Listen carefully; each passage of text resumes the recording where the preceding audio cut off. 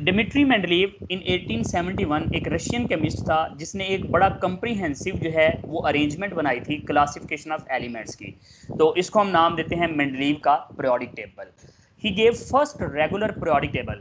ये पहला regular periodic table था जो किसी भी जगह पर फर्स्ट टाइम प्रेजेंट किया गया था। इससे पहले जितने भी लोगों ने बातें की थी ना, जैसे डो ब्राइनर के ट्राइएड्स थे, लॉ ऑफ ऑक्टेव्स थे, तो उनको रिटन फॉर्म के अंदर कहीं पर सबमिट नहीं किया गया था। वो जस्ट एक ऐसे ही थ्योरेटिकल बातें थी उनकी, उन्होंने ग्रुप बना के तो उनको किसी सोसाइटी में प्रेजेंट नहीं किया था, उसका कोई जो फॉर्मेट होता है वो सजेस्ट नहीं किया था।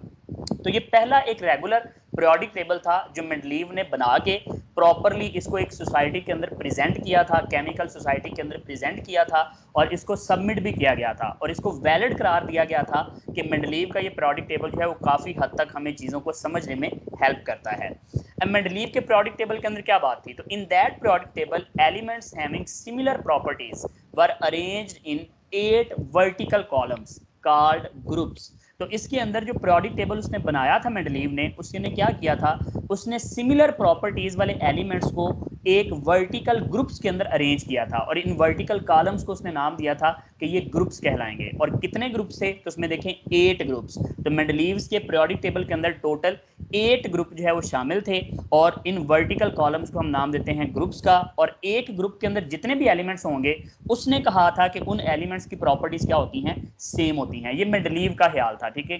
तो मेंडलीव का ये ख्याल था कि मैंने एक ग्रुप में जितने एलिमेंट रखे हैं उनकी प्रॉपर्टी सेम है। टोटल उसने 8 वर्टिकल कॉलम बनाए थे और इन कॉलम्स को नाम दिया था उसने ग्रुप्स का। तो there are total 8 groups in the Mendeleev's periodic table. Then the horizontal rows of table were called as periods. इसके अलावा जो मेंडलीव पीरियोडिक टेबल के अंदर जो हॉरिजॉन्टल रोज थी उनको उसने नाम दिया था पीरियड्स का। अब ये जो हमारे पास पीरियड्स हैं, ये बाज बुक्स कहती हैं कि ये टोटल उसने 6 पीरियड्स बनाए थे, बाज बुक्स कहती हैं 12 थे, बाज बुक्स कहती हैं 13 थे।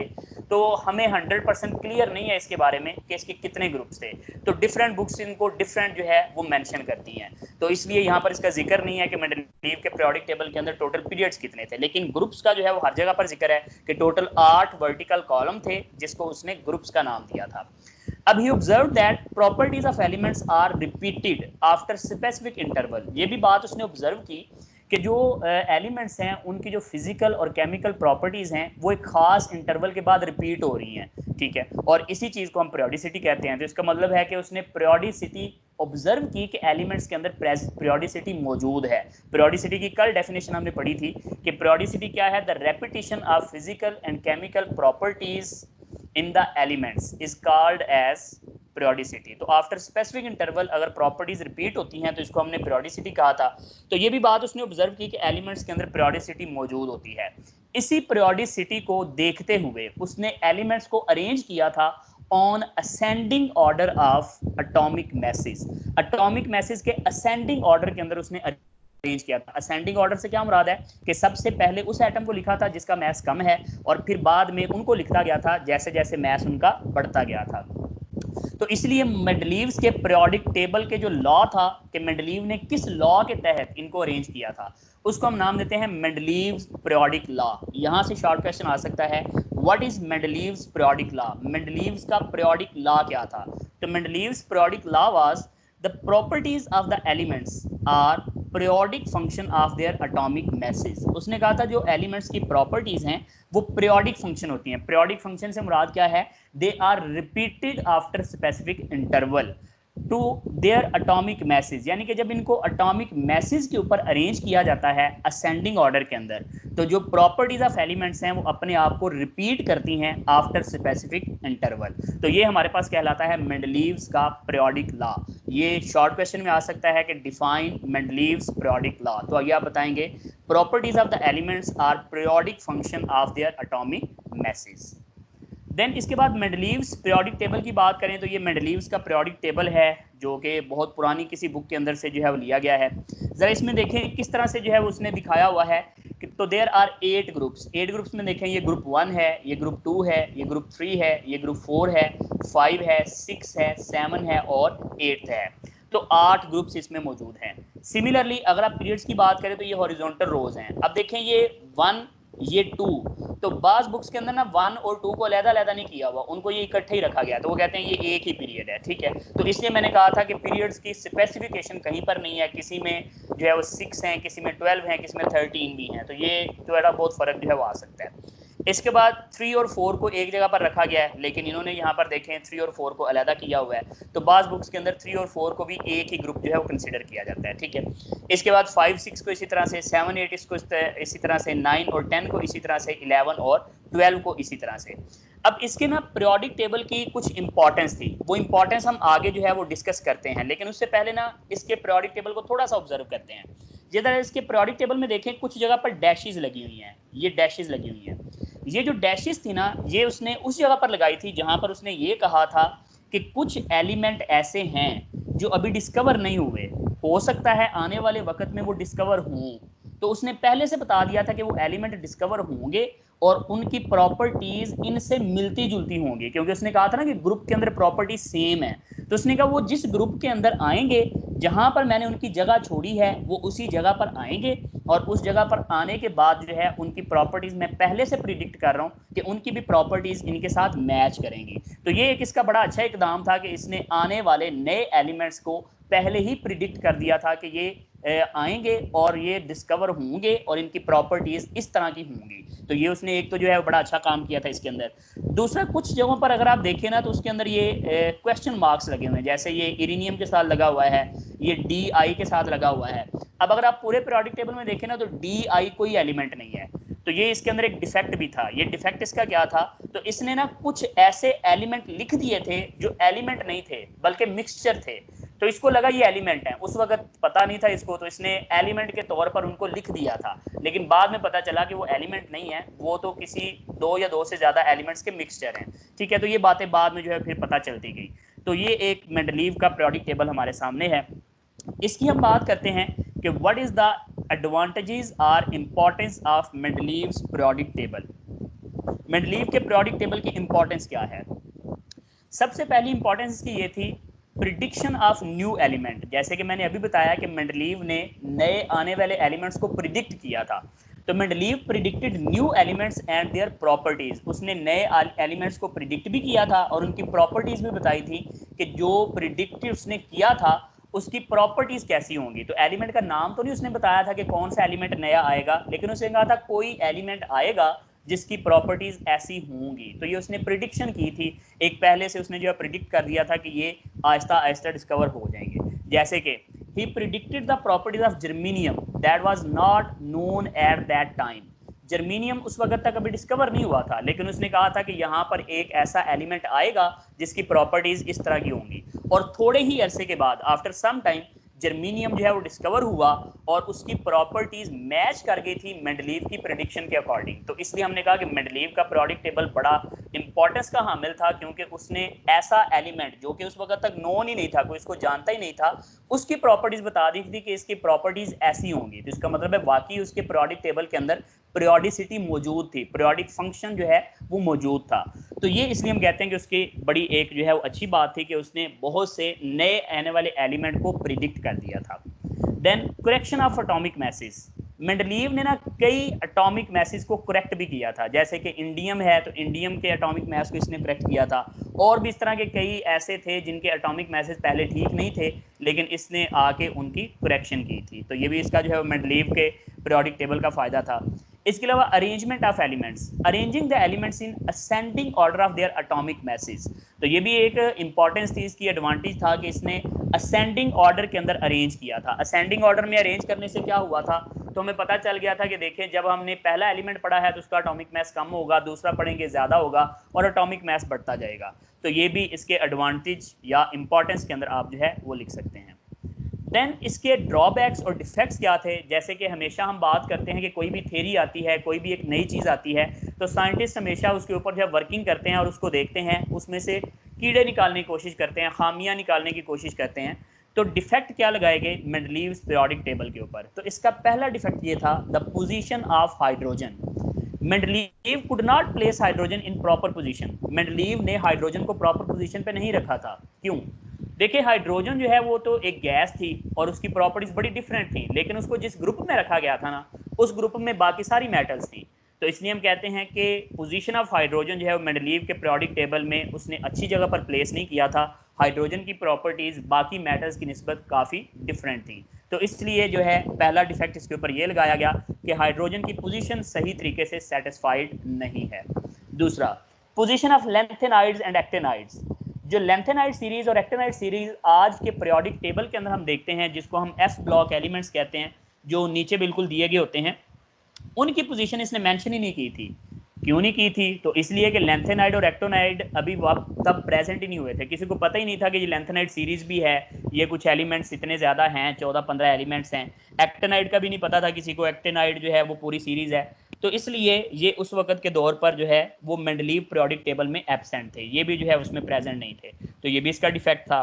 तीसरा डिफेक्ट था पोजीशन ऑफ आइसोटोप्स। आइसोटोप्स के बारे में अभी मेंडलीव को इतना आइडिया नहीं था, क्योंकि ये जब लॉ दिया गया था मेंडलीव का पीरियोडिक टेबल तो ये 18s के अंदर दिया गया था, लेकिन जो आइसोटोप्स का कंसेप्ट है वो 19s के अंदर आया था।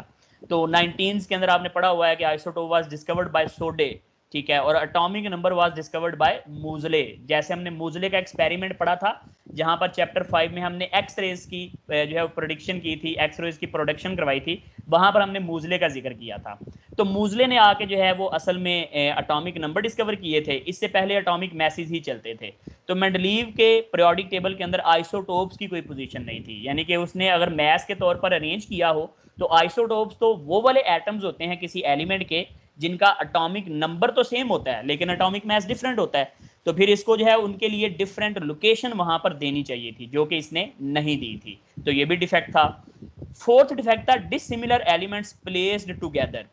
इसने ना बाज ग्रुप्स के अंदर ऐसे एलिमेंट्स को इकट्ठा रख दिया था जिनकी प्रॉपर्टीज एक दूसरे से मैच नहीं करती थी, जैसे कि elements with different chemical properties place in same group, जैसे beryllium, magnesium, calcium, strontium, barium. ये अभी हम देखते हैं इनको 2A ग्रुप में ये प्लेस्ड हैं, बेरिलियम, मैग्नीशियम, कैल्शियम। और इसी तरह से जिंक, कैडमियम और मरकरी। ये जिंक, कैडमियम और मरकरी, इनका ग्रुप अलग प्रॉपर्टीज रखता है, बेरिलियम, मैग्नीशियम, कैल्शियम का ग्रुप अलग प्रॉपर्टीज रखता है, लेकिन उसने इन दोनों को इकट्ठा एक ही ग्रुप के अंदर प्लेस किया हुआ था।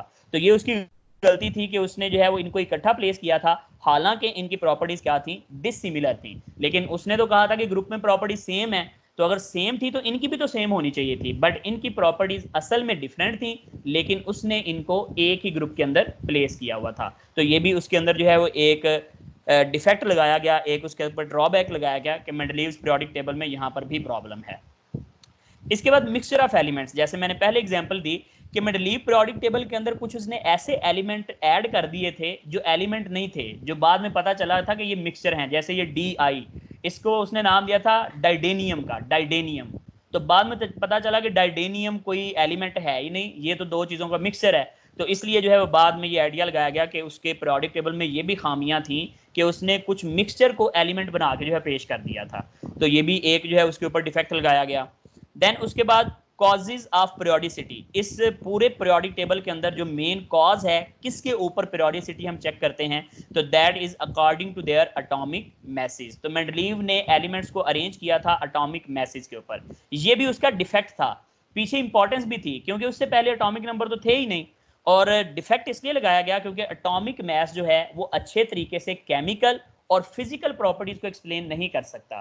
तो इसलिए हम कहते हैं कि ये भी एक उसका डिफेक्ट है कि उसने पीरियोडिसिटी के लिए जो है एटॉमिक मैस को चूज किया था, जो कि एक गुड क्वालिटी जो है वो नहीं थी टू जज the physical and chemical properties. तो ये उसके ऊपर जो है वो कुछ डिफेक्ट जो है वो लगाए गए थे। ठीक है, नेक्स्ट इसके अंदर आ जाए पोजीशन ऑफ नोबल गैसेस। तो उसने नोबल गैसेस के लिए पोजीशन नहीं छोड़ी थी, उसके पीरियोडिक टेबल में नोबल गैसेस मौजूद ही नहीं थी। अगर आप पीछे जाके उसका पीरियोडिक टेबल चेक करें तो पीरियोडिक टेबल के अंदर आपको नजर आएगा कि वहां पर कोई भी नोबल गैसेस जो है ऐड नहीं है। क्यों नहीं ऐड की थी? इसलिए कि नोबल गैसेस तो अभी डिस्कवर ही नहीं हुई थी, तो उसको आइडिया ही नहीं था कि ये भी कुछ जो है वो डिस्कवर होने वाली अभी चीज रहती है। तो इसलिए कहा जाता है कि उसके अंदर नोबल गैसेस के लिए भी कोई पोजीशन नहीं थी। तो ये सारी की सारी जो है वो डिफेक्ट्स लगाए गए थे मेंडलीव्स पीरियोडिक टेबल के ऊपर।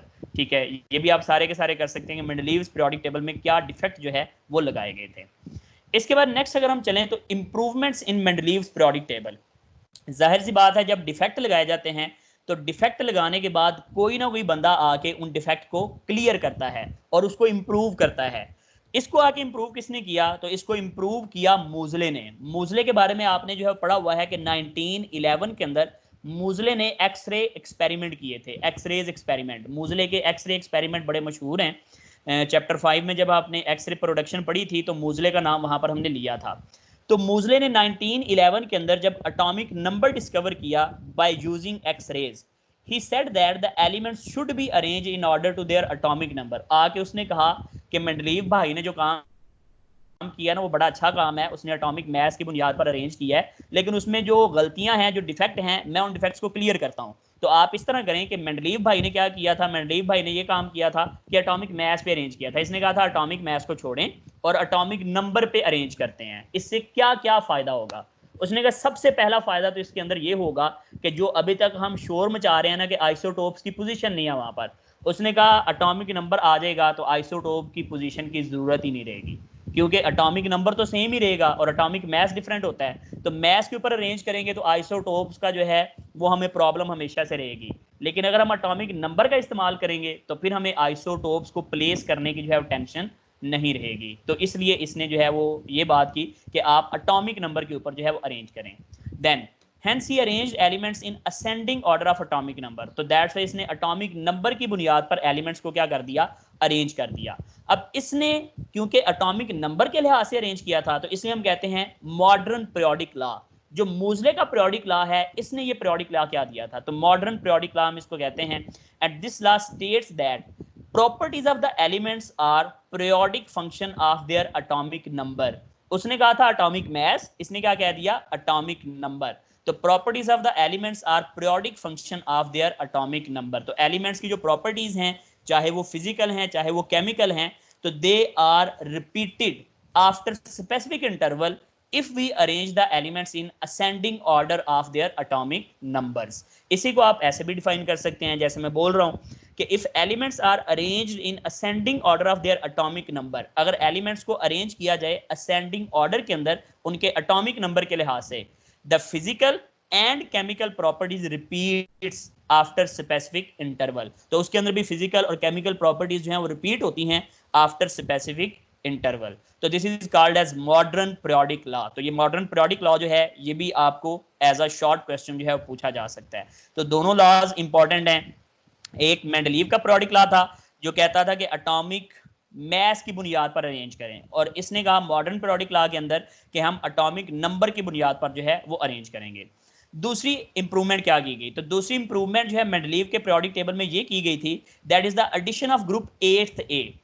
जो मेंडलीव का पीरियोडिक टेबल था उसमें 8 ग्रुप तो थे, लेकिन उस ग्रुप को सबको खत्म किया गया और नया पीरियोडिक टेबल बनाया गया जिसमें 8th ए ग्रुप की एडिशन की गई। अब इस 8th ए ग्रुप में क्या है, तो ये एक्सट्रीम राइट के ऊपर रखा गया और इस एक्सट्रीम राइट के ऊपर जो है वो नोबल गैसेस को प्लेस किया गया। तो आज का जो पीरियोडिक टेबल आप देखते हैं वो असल में मूजले का पीरियोडिक टेबल है, और मूजले के पीरियोडिक टेबल के अंदर इसने प्लेस किया था एक्सट्रीम राइट के ऊपर नोबल गैसेस को। नोबल गैसेस कौन सी हैं, तो जिसमें आप पढ़ते हैं helium, neon, argon, krypton, xenon and radon. तो वो सारी की सारी नोबल गैसेस जो है इसको अरेंज किया गया 8th ए ग्रुप के अंदर। देन इसके बाद एडिशन ऑफ सब ग्रुप्स आ जाता है, तो सब ग्रुप्स ऐड किए गए इसके अंदर। सब ग्रुप्स कौन से थे, तो in modern periodic table the elements are divided in 2 types of vertical groups. तो जो हमारे पास एलिमेंट्स थे उनको 2 हिस्सों में डिवाइड कर दिया गया, 2 सब ग्रुप बना दिए गए। एक को कहा गया सब ग्रुप ए और दूसरे को कहा गया सब ग्रुप बी। इससे कौन सी प्रॉब्लम दूर हुई, तो इससे प्रॉब्लम ये दूर हुई थी कि वो जो उसने एलिमेंट को रखा था ना एक ही ग्रुप में, लेकिन उनकी प्रॉपर्टीज डिफरेंट थी। तो इन्होंने आगे क्या किया, इन्होंने कहा इनके लिए 2 अलग अलग ग्रुप्स होने चाहिए। हालांकि दोनों का 2 ग्रुप बनता है, बट एक को हम कहेंगे 2A और दूसरे को कह देंगे 2B। तो इसलिए आज के पीरियोडिक टेबल के अंदर बेरिलियम, मैग्नीशियम, कैल्शियम, स्ट्रोंशियम और बेरियम, इनको प्लेस किया जाता है 2A ग्रुप में, जबकि जिंक, कैडमियम और मरकरी को प्लेस किया जाता है ग्रुप 2B में। तो इनको सब ग्रुप्स के अंदर जो है वो डिवाइड किया गया। तो जरा आप देखें तो जो पिछली इसकी जो है वो डिफेक्ट्स थे उनको कैसे इंप्रूव किया गया। उसके अंदर एक आइसोटोप्स वाला डिफेक्ट था, उसको दूर कर दिया गया। एटॉमिक मैस के ऊपर अरेंज किया था, एटॉमिक नंबर से उसको दूर कर दिया गया। आइसोटोप्स का मसला आ रहा था, आइसोटोप्स के डिफेक्ट को दूर कर दिया गया एटॉमिक नंबर पर अरेंज करने से। इसी तरह से नोबल गैसेस वहां पर प्रेजेंट नहीं थी, इन्होंने नोबल गैसेस को ऐड कर लिया। इसके अलावा जो है कई सब ग्रुप्स जो है वो बना दिए गए ताकि जो प्रॉब्लम आ रही थी कि डिसिमिलर एलिमेंट्स को उसने एक ग्रुप में रखा था, इसको भी इस लिहाज से जो है वो दूर कर दिया गया। तो ये इसके अंदर जो है इंप्रूवमेंट्स की गई और इसको हम कहते हैं मॉडर्न पीरियोडिक टेबल। और कल इंशाल्लाह जो है वो हम स्टार्ट करेंगे मॉडर्न